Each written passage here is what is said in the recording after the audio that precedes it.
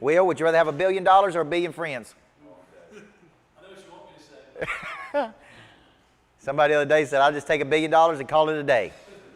How much money could you make if 1 billion people were connected to you? So I want you to understand something. In today's world, all the money you're looking for is in and through the connections with other people. Everybody with me? Yesterday I tried something. I offer my online academy for $10 a month in Vail. 100 people in the room. I said I want to know who's at least serious enough to spend $10 on themselves. Okay? I think out of 100 people, 20 are going to do it. Okay? So 20 times 100, whatever, $200 times 12.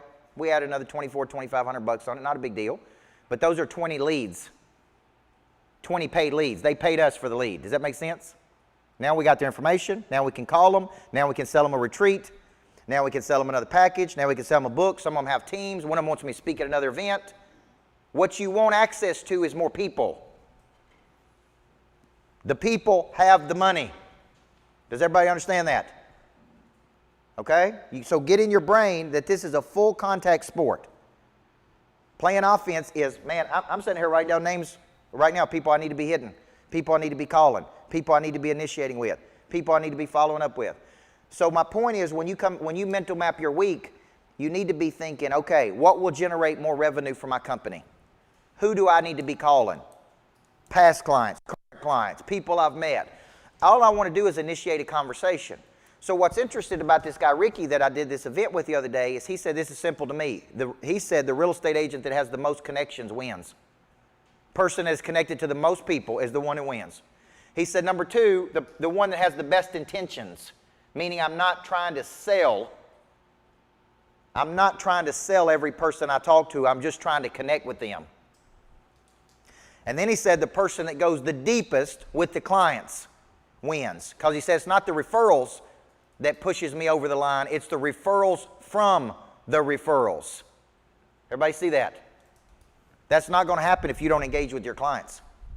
That's not going to happen if you don't talk to people. That's not going to happen, right? That's not going to happen if you don't engage with your deal. So when you're coming into the week, this is on Sunday, the first thing you need to do is you need to mental map. Now, if you have a team, this is very important. How many of you have a team?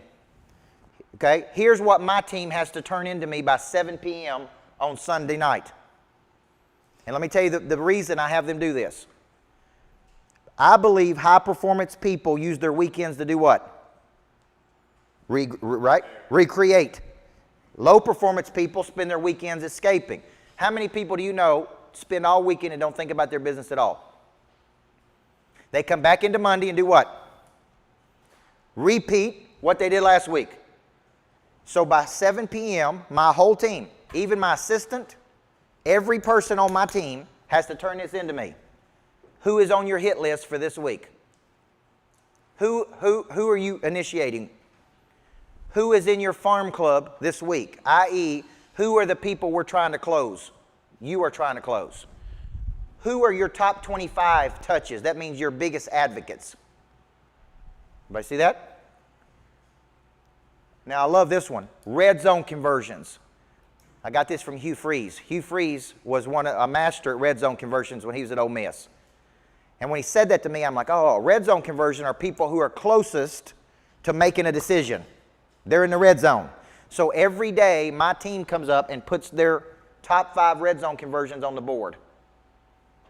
And I want them by Sunday night to tell me who is closest to making a decision this week. Everybody see that? Then I've got showcases. What events are we planning? Then I've got champions. Who do we need to be connect? Who can connect us to who? Now, at first, my team fought me on this. I had to remind them. I had to say it ain't in by 7 o'clock. It's at 7 o'clock doesn't mean 7:30. And if you don't call them on this, they will test you like kids do. They will say, well, what if he turns it in at 7:18? It ain't no big deal. It is a big deal. If I want it in at 7, that's why I said 7 o'clock. Now, here's the trick. This ain't for me. Who is this for? I'm not trying to micromanage these people. I have a belief that high-performance people work and think about their business on the weekends. They do not roll into the week and just take whatever comes. That's my belief. I want my team to get in a habit, okay? I want my team to get in a habit of thinking offense versus defense. 7 p.m., I want every one of these things in. Now, they would tell you, now they got a plan, now they know who they're calling on. This is for the week. If you have an assistant, he or she needs to write down what are their tasks for this week. What are they going to be doing this week? What are they going to be creating this week? How are they going to be helping you this week? Everybody see that? Okay, this is all on Sunday. Remember, we ain't even got to Monday yet. I'm trying to show you how big-time people map out. Any questions about this one right here? Now, if you are currently not doing this, you need to personally be doing it. Who's on your hit list this week? Those are people you're initiating. Who's in your farm club this week? People you're trying to close. Who's in your top 25 this week? What events are you planning? You need to start this. And if you have a team, your whole team needs to be doing it. Okay? Now, let's take that and let's roll it into Monday. Now, if you notice, our planners, this is what it would look like. You see these planners, Monster Producer planners? We're selling these for $10. It'd be a good time to get about 5 or 10 of these. Okay? Now, thank you. Here's the deal. This is what mine looks like. So I don't want you ever thinking Coach Bird don't practice what he preaches. This is me, Sunday. See me mental mapping? This is me mapping out for the week. Everybody see that? This is what I'm doing on Sunday. And I will typically draw it up 2 or 3 times. I'll draw it up here, then I'll draw it up in my Monster notebook, then I'll draw it up on my iPad. Scott, why would I do it 3 times? Repetition. That's right. I'm telling my brain what's going to happen this week. It ain't telling me. So you'll see me write it up, then I'll write it up again, then I'll write it up again. I'm writing the same thing over and over, by the way. Okay? Now, when I move into a day, this is very important. When I move into a day, what we start doing is now we're moving into this. My Sunday mental mapping now turns into my Monday plan. The very first thing I do every day is I look at my goal versus my actual. And then I look at what day it is. So here's my monthly goal. Here's my actual number. Here is what day it is. Now I'm thinking, how many days do I have left this month? How many days do I have left to drive this number? Everybody see that? Then I'm mapping out these things on my daily planner. Number 1, how do I get 3 wins today? 3 wins a day, 5 days a week, 15 a week, 60 a month. How do I get 3 wins? 3 high-value activities, 3 big projects, 3 big things I got to do today. Every day. I'm deciding that up front. These are my 3 HVAs for today. Then I'm moving into who are the 3 to 7 people on my hit list. Who are the 3 to 7 people in my farm club? Who are the 3 people in my top 25? Who are the 3 to 5 new customers I'm touching? What event am I planning? How do I start a marketing and promotion cycle for things we're doing? This is for a day. Everybody see that? Okay? Now, we have a philosophy here that I'm going to let you talk at your table about this. I believe most people are confused about the purpose of the business. What is the purpose of the business? To generate new money. If you don't have designated times on your schedule for nothing but new money, you will eat up that time with all kinds of stuff. We call that stuff low-value activity. So when people ask me what my schedule is, there's my schedule. Okay? Up at 5:20, 6 a.m. workout with trainer, 7 a.m. dress and breakfast, 8:15 to 9, meet with my team to get them excited, 9 to 11, notice what we're doing. Focused on what? New money. That is when we are working that system. Everybody see that? Now, when we're working on new money, what should we not be doing, Jason? That's exactly right. Here's the deal. We've already planned. You ever heard my buddy Tim Grover that wrote Relentless talk about how thinking is a liability? I ain't got time to do research. I should have already done my research before I got to work. I should have already drank my coffee before I got to work. Like before I implement my schedule, here's what I noticed team members do. They come to the meeting, then they walk over there and get some coffee, then they talk to each other for a few minutes, then they get themselves geared up, you know what I'm saying, like get all stretched out. They should have done all that before they got to work this morning. Got your coffee, stretched yourself out, had your plan ready. When you sit down at 9 o'clock, DJ, what should you be doing? Calling on new money, baby. That's it. Y'all shouldn't be talking to each other, looking at each other. Like, that is not a time for strategy. That is not a time for servicing customers. Like, in my opinion, if you're building a business, here's what should be happening. The sales team should be selling. The AR person should be collecting money. The director of operations, the COO should be running the company. My assistant should be planning events. Their service team should be servicing customers. Like, there should be no confusion about what we're here for. Does that make sense? How many of you think there's too much wasted time at your workplace?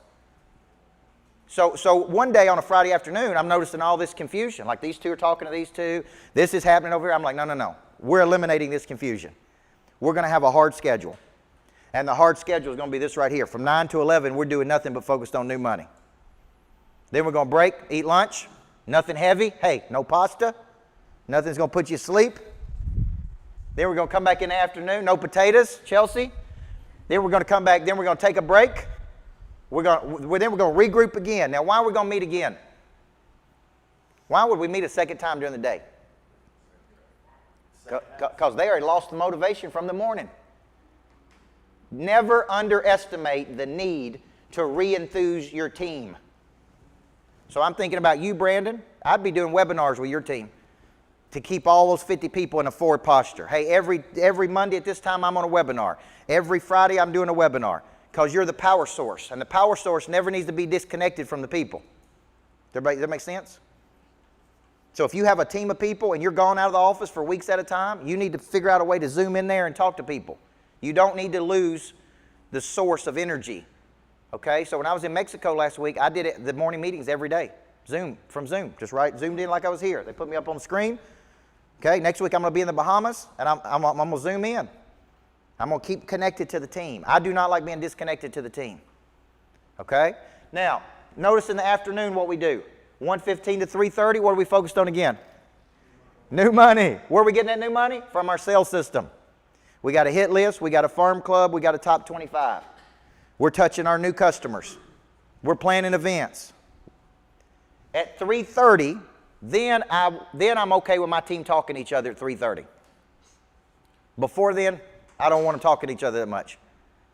Okay? There's an appropriate time and place for everything. Talk about the weekend after work. Talk about what you're doing on, for Halloween after work. Don't talk about it right in the middle of the workday. We got too much to do, and there's already too many things to do as it is. We're just adding low-value activity. Okay?